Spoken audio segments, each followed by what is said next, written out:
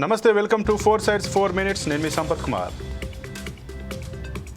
భారత్ పాక్ మధ్య తీవ్ర ఉద్రిక్తతలు నెలకొన్న తరుణంలో దేశవ్యాప్తంగా అన్ని పోర్టులు, నౌకలు, టెర్మినల్స్లో భద్రత పెంచారు.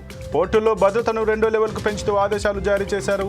ఇవి వెంటనే అమల్లోకి వస్తాయన్న షిప్పింగ్ డైరెక్టర్ జనరల్ ప్రకటించింది. అంతేకాకుండా దేశంలోని 14 టెరిటోరియల్ ఆర్మీ బెటాలియన్లను విధుల్లోకి రప్పించాలని టెరిటోరియల్ ఆర్మీపై రక్షణ శాఖ నిర్ణయించింది. భారత్ పాకిస్తాన్ మధ్య ఉద్రిక్తతల వేళ బీసీసీఐ కీలక నిర్ణయం తీసుకుంది. ఐపీఎల్ 2025ను నిరవధిక వాయిదా వేస్తున్నట్లు ప్రకటించింది. భారత్ పాక్ మధ్య పెరుగుతున్న ఉద్రిక్తతల కారణంగా ఐపీఎల్ మ్యాచ్లను వారం రోజుల పాటు నిలిపివేస్తున్నట్లు బీసీసీఐ తెలిపింది.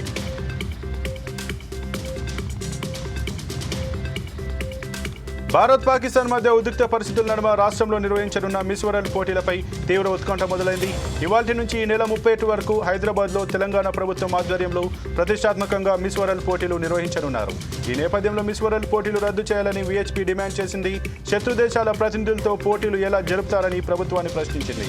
చొరబాటుదారులను వెంటనే హైదరాబాద్ నుంచి వెనక్కి పంపించాలని విశ్వ హిందూ పరిషత్ కోరింది.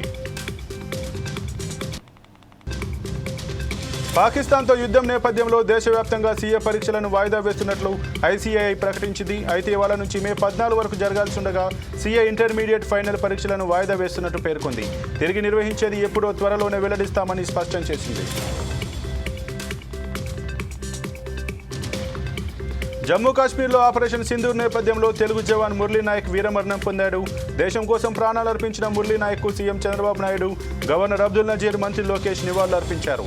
సత్యసాయి జిల్లా గోరంట్ల మండలం కల్లితండాలో ఉన్న మురళీ నాయక్ కుటుంబ సభ్యుల్ని సీఎం చంద్రబాబు ఫోన్లో పరామర్శించి ప్రగాఢ సానుభూతి తెలిపారు. మురళీ కుటుంబానికి ప్రభుత్వం అండగా ఉంటుందని హామీ ఇచ్చారు. మంత్రి సవిత మురళీ కుటుంబానికి 5 లక్షల రూపాయల చెక్ అందజేశారు. భారత్ పాకిస్తాన్ల మధ్య ఉద్రిక్తత వేళ నగరంలోని శంషాబాద్ ఎయిర్పోర్ట్కు వచ్చిన ఓ బాంబు బెదిరింపు కలకలం రేపుతోంది. శంషాబాద్ ఎయిర్పోర్ట్లో బాంబు పెట్టామంటూ అధికారులకు మెయిల్ వచ్చింది. ఏ క్షణమైనా బాంబుతో ఎయిర్పోర్ట్ పేల్చివేస్తామని మీ ప్రభుత్వానికి చెప్పండి అంటూ మెయిల్లో హెచ్చరించారు. మేము విశ్వసనీయమైన పాకిస్తాన్ స్లీపర్ సెల్ఫ్ అంటూ పేర్కొన్నారు. దీంతో అధికారులు అప్రమత్తమయ్యారు. ఎయిర్పోర్ట్లో తనిఖీలు చేపట్టారు. పాక్ డ్రోన్లను ఆకాశ్ మిసైల్ చిత్తుచిత్తుగా కూల్చేసింది. పాక్ JF-17 ఫైటర్ జెట్ను కూల్చేసింది. పాకిస్తాన్ సరిహద్దులో ఆకాశ్ మోహరించింది. ఒకేసారి మల్టిపుల్ లక్ష్యాలను ఆకాశ్ ఛేదించనుంది. భారత్ సొంత టెక్నాలజీతో ఆకాశ్ రూపొందించింది. భూమి నుంచి నేరుగా టార్గెట్ను ఛేదించే విధంగా ఆకాశ్ను రూపొందించారు. ఆకాశ్ ద్వారానే డ్రోన్లను కూల్చినట్టు ఆర్మీ వెల్లడించింది. మీడియం రేంజ్లో లక్ష్యాలను ఆకాశ్ ఛేదిస్తుంది. సరిహద్దులో ఉగ్రవాదులు చొరబాటుకు ప్రయత్నించారు. సాంబా సెక్టార్లో పాక్ నుంచి 10 నుంచి 12 మంది ఉగ్రవాదులు చొరబడేందుకు యత్నించారు. అప్రమత్తమైన భారత ఆర్మీ సాంబా సెక్టార్లో 7 జైషే ఉగ్రవాదులను హతమార్చారు. టీడీపీ కార్యాలయంపై దాడి కేసులో సిఐడి విచారణకు సజ్జల రామకృష్ణారెడ్డి, దేవినేని అవినాష్ హాజరయ్యారు. గుంటూరు సిఐడి కార్యాలయంలో విచారణ జరిగింది. ఈ కేసులో A121గా సజ్జల రామకృష్ణారెడ్డి ఉన్నారు. అయితే నిన్న విచారణకు హాజరు కావాలని సిఐడి నోటీసులు ఇచ్చింది. ఈ మేరకు సజ్జల రామకృష్ణారెడ్డి, దేవినేని అవినాష్ గుంటూరు సిఐడి కార్యాలయంలో విచారణకు హాజరయ్యారు. జమ్మూ కాశ్మీర్, రాజస్థాన్, పంజాబ్, గుజరాత్లలో హై అలర్ట్ ప్రకటించడం జరిగింది. గుజరాత్ సముద్ర తీరం వెంబడి భద్రత కట్టుదిట్టం చేశారు. ఇక పంజాబ్లోనూ పరిస్థితులు ఉద్రిక్తంగా ఉండడంతో సరిహద్దు జిల్లాలో అత్యవసర సేవలపై మంత్రులు సమీక్షించారు.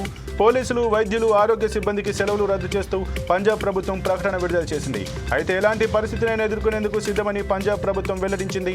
ఢిల్లీ, హర్యానా, బెంగాల్లోనూ భద్రత కట్టుదిట్టం చేసి పోలీసులు, పాలనాధికారుల సెలవులు రద్దు చేశారు. సరిహద్దు రాష్ట్రాల్లో విద్యా సంస్థలు మూసివేశారు. ఇక రంగంలోకి దిగిన జమ్మూ కాశ్మీర్ సీఎం ఒమర్ అబ్దుల్లా పరిస్థితిని సమీక్షించేందుకు జమ్మూకు బయలుదేరుతున్నారు. స్వతంత్ర దేశం దిశగా బలూచిస్తాన్ అడుగులు వేస్తోంది. సొంత ప్రభుత్వాన్ని ఏర్పాటు చేసుకునేందుకు సన్నాహాలు చేస్తోంది. పాకిస్తాన్ చెర నుంచి త్వరలోనే విముక్తి అంటూ బలూచిస్తాన్ లీడర్ మిర్యార్ బలూచ్ ప్రకటన విడుదల చేశారు. పాకిస్తాన్ పని అయిపోయిందని, ఇక తమకు స్వతంత్రం వచ్చినట్టేనని బలూచిస్తాన్ ప్రకటించింది. అంతేకాకుండా సొంత కరెన్సీ, పాస్పోర్టు జారీ చేసే అధికారాలు త్వరలోనే బలూచిస్తాన్కి వస్తాయని ప్రకటనలో పేర్కొంది. ఈ నేపథ్యంలో బలూచిస్తాన్ను స్వతంత్ర దేశంగా గుర్తించాలని ఐక్యరాజ్య సమితికి విజ్ఞప్తి చేసింది. అలాగే ఢిల్లీలో బలూచిస్తాన్ ఎంబసీ ఏర్పాటుకు అవకాశం కల్పించాలని భారత్ను కోరింది. యుద్ధంపై కాశ్మీర్ మాజీ సీఎం మెహబూబా ముఫ్తీ ఆవేదన వ్యక్తం చేశారు. మహిళలు పిల్లలు చనిపోతున్నారని, సరిహద్దు ప్రజలకు ఎందుకీ గర్భశోకమంటూ కన్నీళ్లు పెట్టుకున్నారు. రెండు వైపుల నుంచి దాడులు ఆపాలని మెహబూబా విజ్ఞప్తి చేశారు. యుద్ధమంచున ఉన్నామని, రెండు అణ్వాయుధాలు దేశాలేనని ఆమె ఆందోళన వ్యక్తం చేశారు. మరిన్ని అప్డేట్స్ కోసం చూస్తూనే ఉండండి 4 Sides TV.